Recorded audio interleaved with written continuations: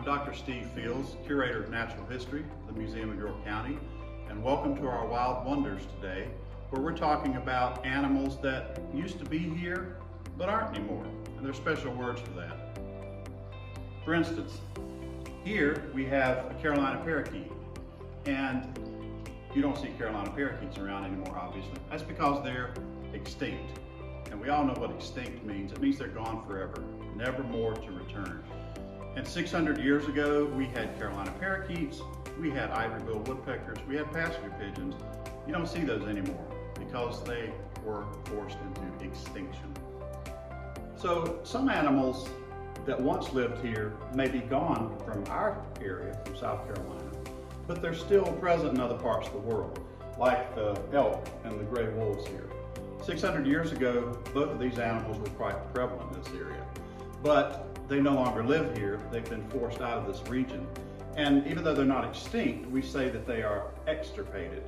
So wolves and elk are extirpated from South Carolina, and that's due to human action. They were actually driven from the area because of habitat loss, and in the case of the wolves, they were actually hunted to extirpation.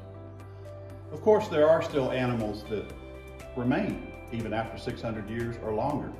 The whitetail deer is quite common in the area, and even though it was never extinct, it is not extirpated. We say that it is extant, animals that are still here even after a long period of time. Whitetail deer is extant, as are bobwhite quails. Now granted, we don't see bobwhites as much as we used to, but they are still found in the area. So animals that are gone forever, extinct. Animals that have been moved from a part of their range, extirpated. And then animals that are still here are extant. So before we sign off, I have a little quiz for you. The animal standing behind me, this is the bison. Would you say that it is extinct, extirpated, or extant in South Carolina? The correct answer is, of course, extirpated. While bison once lived here 600 years ago, they no longer do. So, until next time, get outside and explore the wild wonders of Carolina.